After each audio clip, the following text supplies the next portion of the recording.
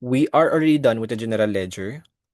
Baka akalain nyo tapos na tayo, hindi pa po. Sa pag-posting, meron pa tayong another posting na naman, kundi sa ating account receivable subsidiary ledgers, pati sa ating accounts payable subsidiary ledger. Ang ginagawa ko dito ay sinisimulan ko to dito sa account receivable subsidiary ledgers. Ang ginagawa ko dito ay iniisip ko muna. Okay? Start ako sa account receivable ha. Punta ako dito sa ating general journal. Account receivable ang pinag-uusapan natin ha. Nakalagay ba dito ang dapat nakalagay na dito ang tinatawag nating beginning balance. Lagyan ko muna.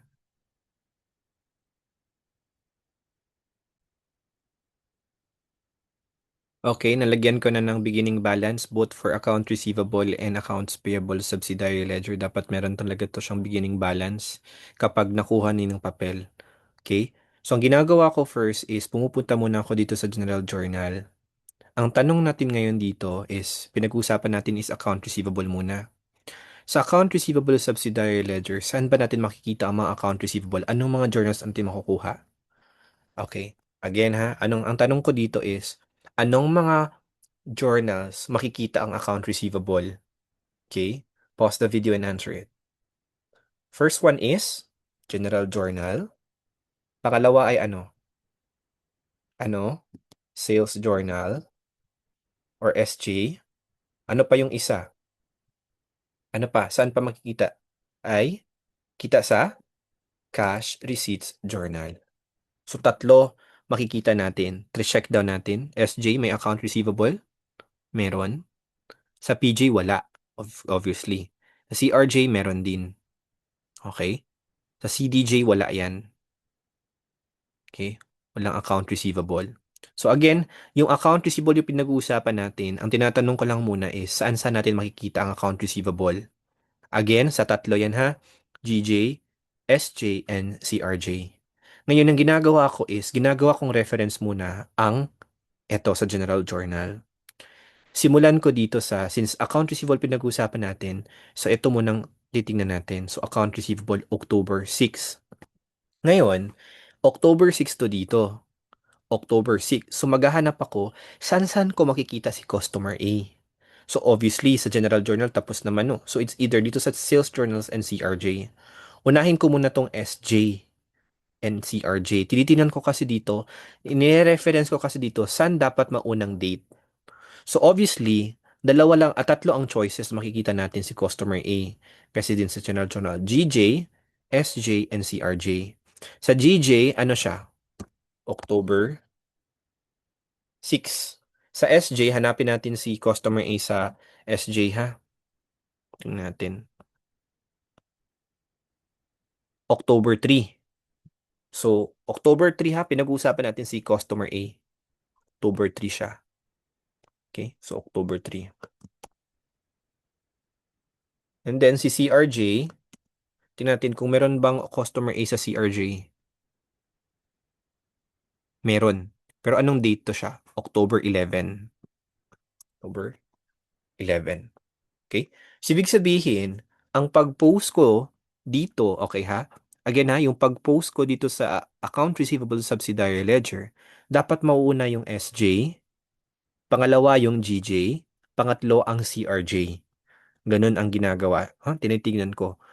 Okay. Ngayon, start tayo dito sa SJ. SJ ang pinag-uusapan natin ha. Punta tayo dito sa SJ natin. Oops.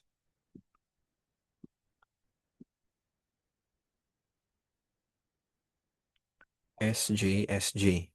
Simulan natin dito sa SJ natin, okay? So, simulan natin sa customer A. So, this is October 6. So, October 3 rather. So, dito tayo magsisimula. Kasi pinag-uusapan natin, ang reference pa natin si customer A lang muna. Kaya, tinitingnan ko, nire-reference ko muna first ang GJ para hindi malito. Okay. So, this is customer A. Wait. This is October 3, right? October 3. 2020. So, lalagay natin dito, this is SJ1. Subsidiary ledger tayo ha. So, this is, magkano to? 18. Sana yun? 18,000, 168,000, 168. And we're done. Okay? Pag tapos na tayo dito, ang ginagawa natin ay, tapos na tayo, no? Tapos na tayo dun sa subsidiary ledger na transfer na natin. Ang ginagawa natin ay, dito mismo sa PR, dito tayo maglalagay ng check. Okay? This indicates, yung check ay simbolo. Wow. Simbolo? Simbolo, or it means na nalagay na natin ang amount. Wait lang ha, hindi ko man makopy. Doon sa subsidiary ledger. Okay? Ito, mga nakalagay dito na number, okay? Ito ay this signifies na nalagay natin sa general ledger. Okay? Kaya, napaka-importante din itong PR. Again, wag niyong lalagyan kaagad. Sample, okay, nasundan niyo yung instructions ko, nalagay na natin dito sa mga, naglalagay kayo dito ng mga number. Pero, ang ginagawa nyo ay hindi kayo naglalagay dito ng check. Naglalagay pa kayo right after kung natapos yun na yung subsidiary ledgers. Mali yun. Kasi hindi nyo malalaman kung eto ba, nalagay ko na ba to sa subsidiary ledger? Yun ang tanong natin. Okay? Kaya right after every time mag-post kayo, same pa rin doon sa nilalagay natin na number, na account number, naglalagay din tayo ng check. So naglalagay tayo dito ng checks. This signifies ng itong transactions na to, itong customer A, okay, ibig sabihin, nalagay na natin siya sa subsidiary ledger, specifically sa account receivable subsidiary ledger. Yan ang purpose niyan. So we're done with the sales journals. Ano yung sunod natin? Pinag-uusapan natin customer A ha, para hindi siya mag jumbled yung mga dates. 'Di ba after sales journals, since this is October 3, ang sunod ay ito, October 6. Okay? October 6, which is ditong general journal. Copy paste lang natin to. Tapos lagay natin ay RR number 8. Okay. So lagay natin to. So pwede nating lagay ng ito na lang, RR na lang. Okay. So this is from general journal. Tapos this is credit, I guess. Credit, no? 22,400. Minus natin dito 22,400. Okay, we're done. Tapos, kapag natapos nyo na, dito tayo maglalagay kaagad ng check. Yan ang purpose niyan. Kasi ang iba hindi nila nalalagyan ng slash ah. Okay? Oo. Kaya ang sinasabi ko sa inyo ay dapat maglagay talaga kayo ng check. Ibig sabihin itong account receivable na to, okay, pag sa general journal kasi ito nakakalimutan. Naglalagay sila ng number lang. Ibig sabihin nilagay nyo lang doon mismo sa general ledger pero hindi nalagay sa subsidiary ledger. May iba naman, yes, nalagay nila sa subsidiary ledger kaso nga lang walang check. So, kapag yung assessor titingin dito sa inyo, wala ka naglagay ng check dito. Ibig sabihin, hindi mo siya nilagay sa subsidiary ledger. Kaya, importante na may nakalagay na check. Okay, itong account receivable, pating itong accounts payable, nilalagyan to siya ng slash. Okay? Ibig sabihin, dalawa yung posting nito. Posting sa general ledger at posting din sa subsidiary ledger. Kaya dapat naka-slash yan siya. Kaya maglalagay talaga kayo ng slash. Ang iba nilagay 113 tapos check ka agad. Dapat may slash siya. Okay? Ibig sabihin, kompleto na to. Ibig sabihin, nalagay ko na to. Kailangan ba ng iba ng slash? Hindi po. Kasi ang may subsidiary ledger lang man tayo ay account receivable and accounts payable. Okay? Account receivable and accounts payable. That's why dapat naka slash and check. So ibig sabihin itong account receivable na to nasa general ledger. Okay. Ibig sabihin nalagay na sa general ledger, nalagay na din sa subsidiary ledger. So we're done with this one. And we're done with GJ and SJ. Okay, nauna lang tayo sa SJ tapos GJ. So ang sunod ay CRJ. So hanapin natin si CRJ ha. Sana yung CRJ natin. Sana ba yung customer A? Ito, October 11. So, ito yung gugunahin natin.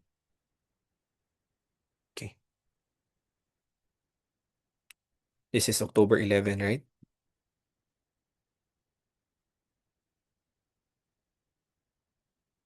Change lang natin. Okay.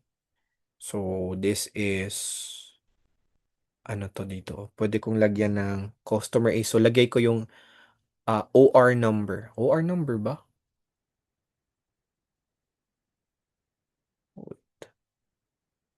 Okay, tingnan daw natin.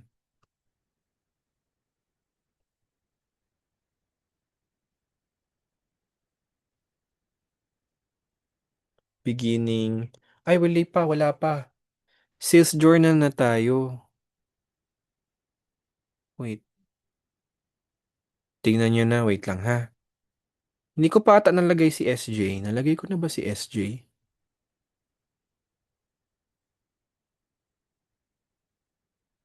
Okay. Wait lang ha. 168.22.4.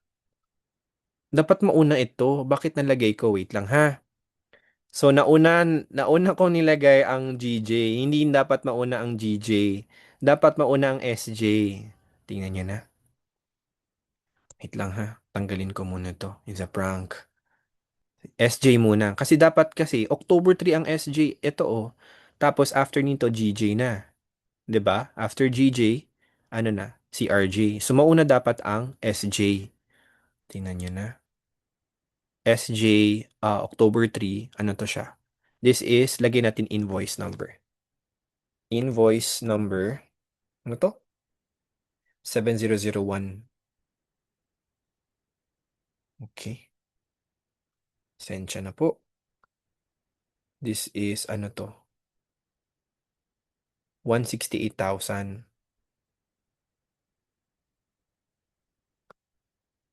Bakit nakalagay na beginning? Kaya pala, nalito ako. Tama na kayo guys. Tama na. Tama na yung ginawa ko. Nalito lang ako kasi may beginning. So, ito na pala yun. So, 1003. Dapat lang pala invoice number. Okay, mali lang yung nilagay ko. Kasi nalilito lang tayo. Invoice number 7001. Dito dapat siya. Okay, 168. So, after nito 1003, tapos na tayo dito sa GJ na. Okay. So, this is 1006. Kaya pala, kasi naisip ko bakit mayroong beginning. So, this should be, ano to siya? After natin dito, test 1006, ano to? This is RR number 8001. Okay. So, this is, ano to siya? 22.4.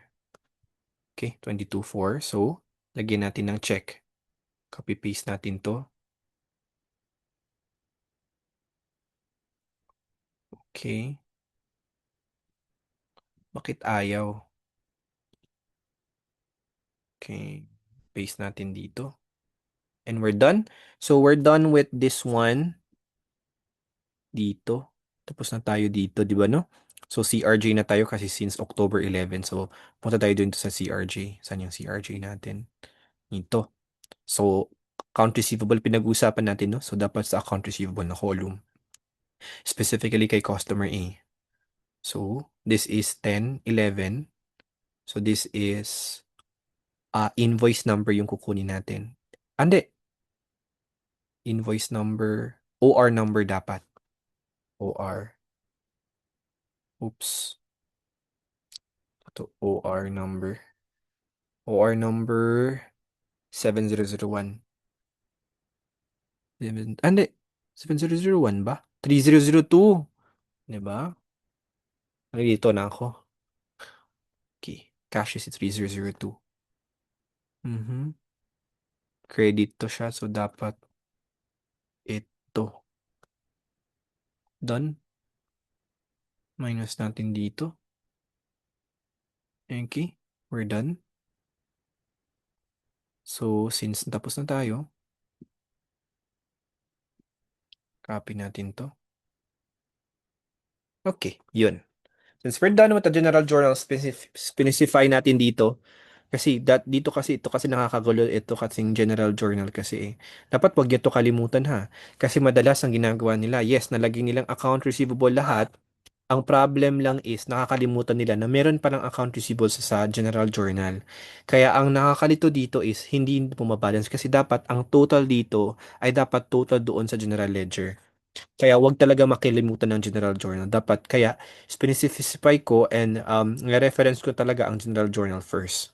Kung tapos na tayo dito, na-reference na natin yung General Journal dito. So magsisimula tayo doon dito sa ating sales journal. Okay? So since tapos na tayo doon, mag-start tayo sa sales journals. Ano na bang mga merong account receivable? General Journal, Sales Journals, and Cash Receipts. So since tapos na tayo sa General Journal, isa-isahin na natin dito sa ating Sales Journal. This is Customer C. Okay. Ano to? Bakit to naging GJ? Dapat CRJ to. Okay. Copy lang natin to.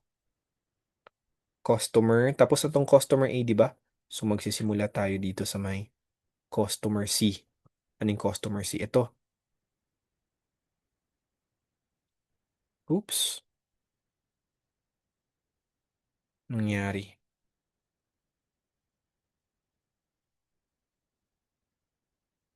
Ay natin dito. This is invoice number 7002.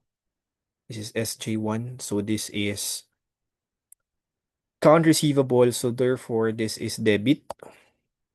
So ito, si account receivable pinag-usapan natin. So 112. 112. Okay. Check natin. We're done. Then right after that, we proceed with, this is October 10 dapat. Okay, we're done with this one. Now let's proceed with, so we're done with this customer C.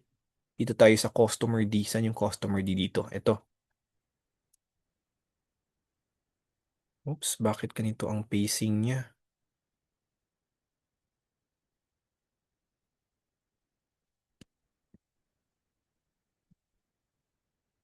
This is October 15. 7003. SJ1. Therefore, lagay natin dito as account receivable. This is 201. Okay, bakit 201? Kasi account receivable pinag-uusapan natin eh. Okay, 201. So, tapos na natin dito, reference natin, lagyan natin ng check. Ibig sabihin, nalagay na natin. We're done with the sales journal. Okay? Tapos na tayo sa general journal, tapos na tayo sa sales journals. Saan tayo next? Ano ba ang merong sales journal, account receivable? Sa cash receipts, di ba? So, simulan natin dito. Eto first, sa customer B, i-check na natin siya kaagad. Bakit natin siya i-check? Okay? Bakit naman? Kasi nga, wala naman siyang account receivable. Ito. Bakit siya walang account receivable? Kasi nga, cash sales siya. Walang nangyaring utang nung una. At makikita niyo dito, blanco. So, check natin siya kaagad. Wala siyang kinalaman sa account receivable subsidiary ledger. So, magsisimula tayo dito sa customer C. Okay. Copy natin to siya. So, magsisimula tayo sa customer C. Alam ko na tapos na si B and A. Okay, so mag-start dito sa customer C. This is OR number 3003. Okay. Tapos, this is credit. Ito. Mhm. Ibig sabihin wala na siyang utang. Okay. Since na-record na, gagawin natin ay ganyan.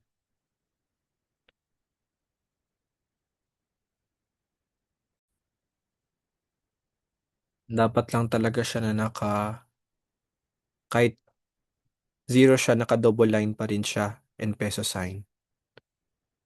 Okay. So we're done with the customer C. Customer E na naman. October 20 pala to. Ano lagay? October 20.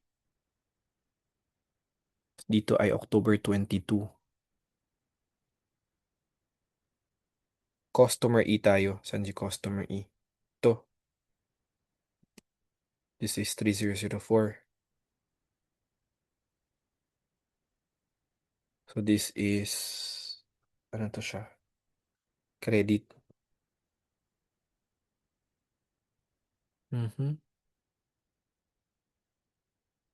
Yan.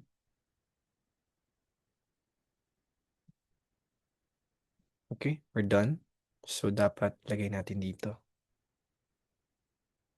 And we're done.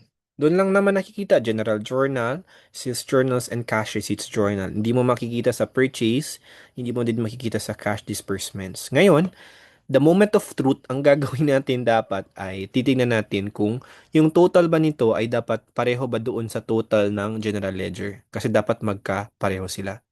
Zero man to, so understood, zero na siya. So natin mag-add dito 0, 0. So 0 plus 0 is 0. 0 plus 0 is 0. Plus, okay. So ibig sabihin, 201,600. Okay. Alam nyo naman, no? Understood nyo naman. 0 plus 0. So 0 siya. Plus 0. 0. So ibig sabihin, 201,600 ang balance. So titingnan natin sa ating general ledger kung 201,600 ba ang balance. Titingnan natin. Yung account receivable yung pinag-uusapan natin. Okay, tama. Kita nyo yan? 201,600. So wala tayong problema. Kasi ibig sabihin, match sila. Okay? Yun po. And we're done with the accounts receivable subsidiary ledger. Hit ko lang muna to.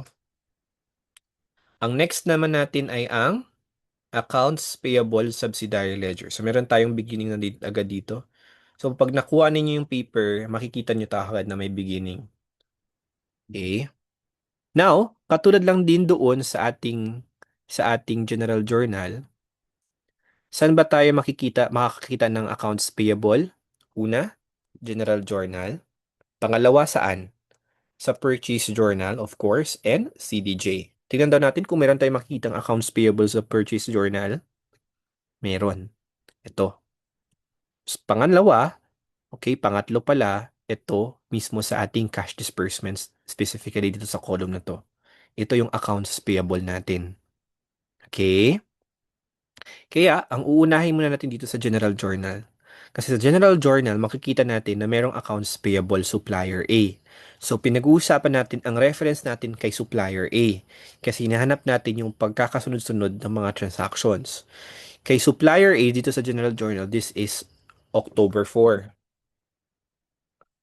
So, hanapin natin si supplier A dito sa Silk Purchase Journal. Meron ba si supplier A? Meron, October 1. So, this is a purchase journal, October 1 siya. Tapos sa CDJ, tingnan natin kung meron bang supplier A sa CDJ. Meron, ito. Okay? Anong date siya? October 30. So, October 30. Ibig sabihin, dapat mauuna tayong mag-record dito sa ating purchase journal, which is October 1. So, let's go to our purchase journal. Supplier A yung pinag-uusapan natin ngayon, ha? Copy-paste ko muna to yung iba dito.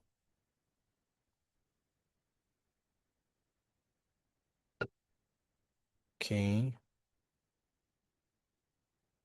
Supplier A yung pinag-uusapan po natin. So, this is October 1. Check lang natin October 1. Then, invoice number 2452. 2. To. 2452. Okay, this is PJ1. And then, this is purchase. So, this is purchase. This is debit. Hindi, anong purchase? Accounts payable nga ni credit pala. 134. Diba? Ganitong oras. Okay, tapos na tayo. So, ibig sabihin, i-check na natin siya. Yan ang purpose ng checking. Ibig sabihin, nalagay mo na sa subsidiary ledger. We're done with this one. Okay? Punta na tayo doon sa General Journal. Since this is October 1, so alam natin susunod ay ang ito sa ating General Journal kay Supplier A. So, ang gagawin natin ay, this is October 4. Okay. October 4. So, na to RR. To, RR number 8562. So, RR number 8562. So, this is debit, I believe so. Mhm. Okay, minus natin. Okay, tapos na natin. Ibig sabihin, check natin kaagad. Again po, yung may slash lang dito ay ang accounts payable and accounts payable subsidiary ledger and account receivable subsidiary ledger. So, ibig sabihin, itong accounts payable na nakalagay dito sa general journal, nalagay natin sa general ledger, which is nakikita natin yung number, at nalagay na natin din natin sa accounts payable subsidiary ledger. So, yun ang simbolo nito. Wow, simbolo. So, we're already done with the general journal. Ano yung sunod? Sa cash disbursements. Sa cash disbursements, ano ba yung date? October 30. October 30.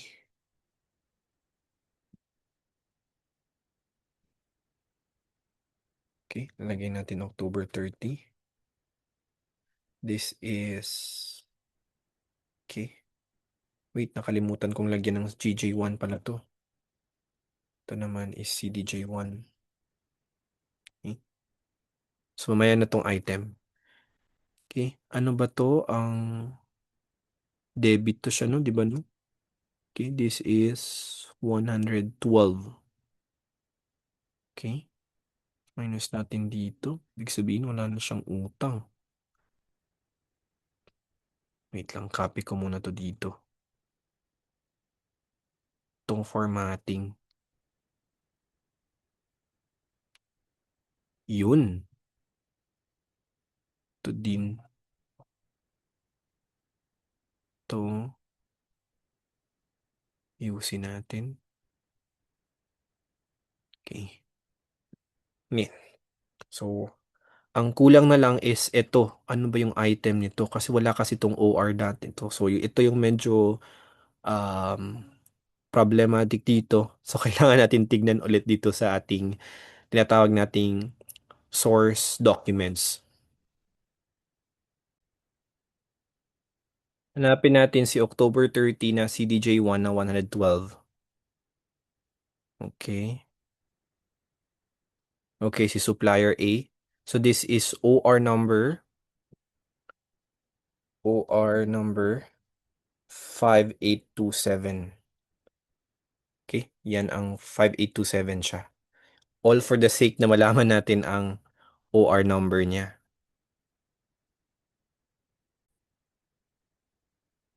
Since we're done with the general journal, nagsimula sa ating purchase, then sa general journals and cash disbursements, then we can already do it in a form of mauuna ang purchase journals and CDJ. Okay, ganun na siya kasi nalagay naman natin ang general journal. So, in order natin siya gagawin. So, yun kasi ang confusing kasi. Okay, we're done. So, we have here supplier B. Na-take in considerations na natin ang general journal. Again, huwag niyong kalimutan talaga ang general journal. Kasi ang iba, nakakalimutan nila, bakit hindi siya balance? Kaya pala, hindi natin nalagay yung mismong saan? Sa general journal. Kasi meron pa doong account receivable, meron pa doong accounts receivable and accounts payable. Okay, here. Oops, PJ pala dito. Supplier B. Tapos naman tayo supplier A, supplier B na naman tayo. Ito, this is October 5. So, change lang natin October 5. 6138.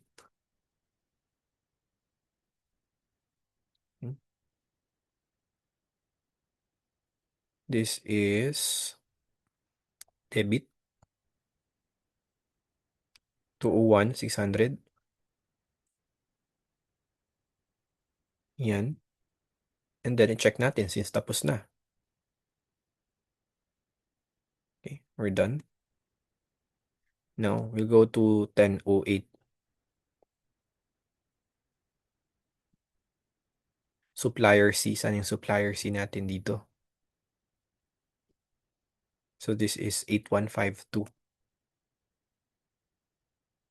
So, this is PJ1, 2. This is 78,400 kasi pinag-usapan natin accounts payable. And then, yan, 78,400. Mhm. And then, check natin. Yan. Huwag natin kalimutan na meron siyang peso sign sa kada first digit ng column. Okay. First digit ng column. But may peso sign. Pareho pa rin doon sa general ledger. Okay, we're done with this one. Then, CDJ na tayo. CDJ, of course, ang kukunin lang natin is yung mga accounts payable. Okay? Ano ba yung mga accounts payable dito? Di ba tatlo lang? Ito, and ito. Simula tayo dito sa 30,000. Kanino ba to? 30,000 kay supplier D. So this is October 16. Okay. Ang problema nga lang, wala siyang OR. So kailangan natin hanapin mamaya.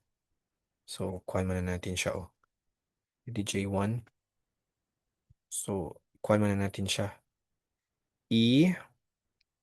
Blank muna natin. So this is 30,000. Okay. So ibig sabihin wala na siyang utang. Minus na. Oopsie. Dito. Peso sign. And ibig sabihin tapos na siya. Okay. Lalagay natin si supplier B ng check. Check. Anong check? Check. Okay. We're done. Mamaya na to yung mga item dito. So once we're done, ano pa? So tapos na tayo dito kasi accounts payable ang pinag-uusapan man natin. So dito na tayo. Oops. Namali ang... Okay. Dito siya dapat. Okay. We're done with the 30,000. Now we go to 201.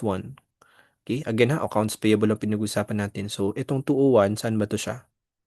Dito siya kay supplier B. So copy-paste lang natin to. Supplier B. Hanapin supplier B dito. October 16. So this is October 20. So this is, samayan natin to. Wala pa yung OR. 201,600. Okay. Copy-paste natin to siya para as one na lang. Okay. Since tapos na, check na natin to siya. Okay. Ibig sabihin, natapos na natin. So, since we're done with this 2, okay, dito sa accounts payable, ano na lang kulang? Ito na lang. Supplier A. So, copy-paste natin. Supplier A.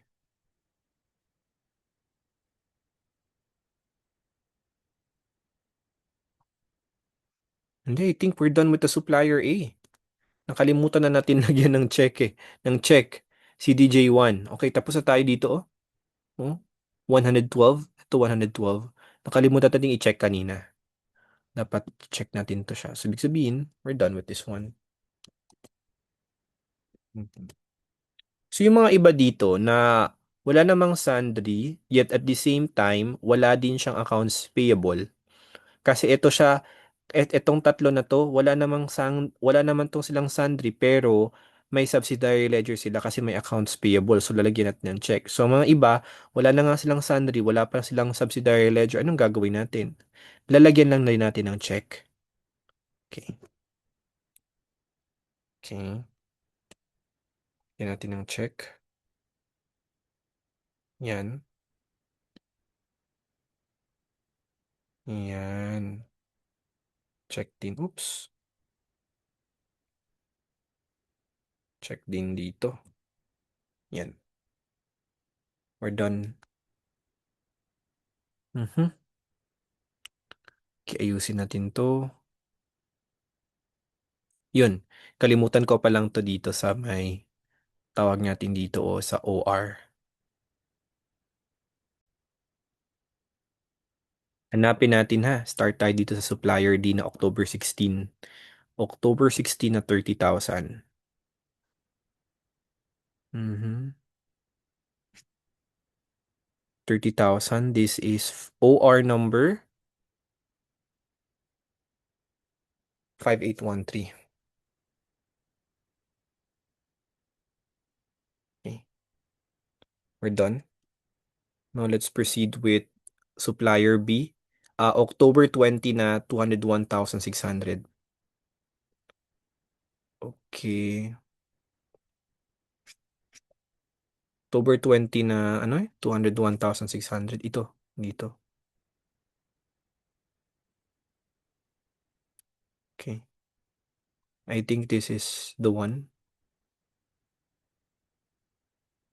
Okay, this is ano to siya? OR number 3439. 3439.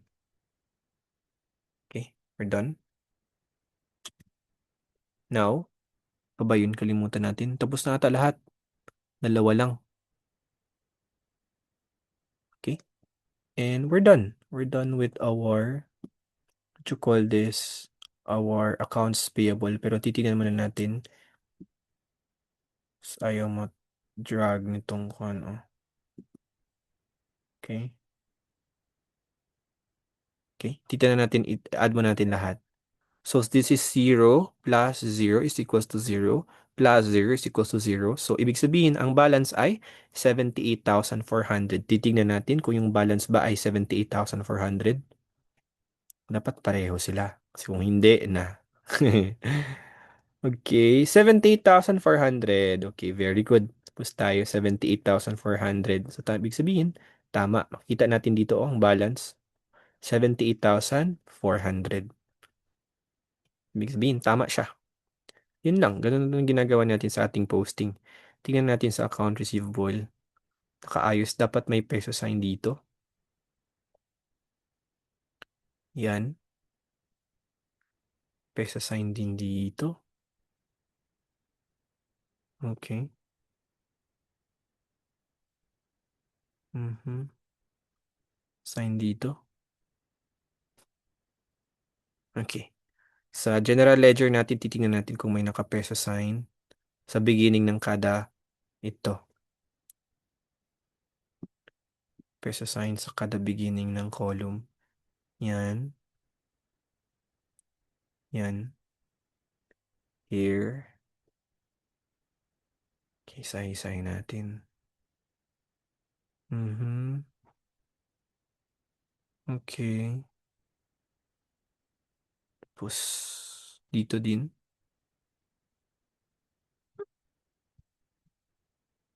Okay. Mhm. Ito din. Tapos yung final value dapat naka-0. Ayan na to kasi wala pa man closing. Gawin lang natin yung mga ito lang.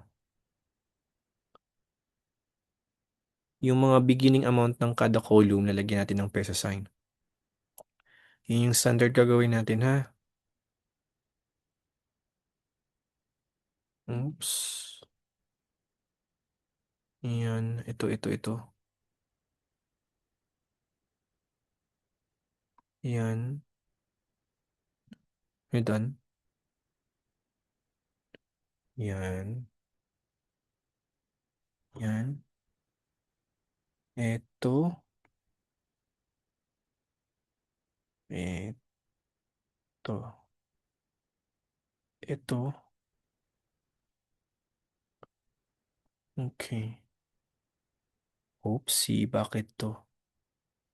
Ba't ito lang? Yan. Okay, this also. And we're done. Mamaya titiyan pa natin kung baka may mga problem pa.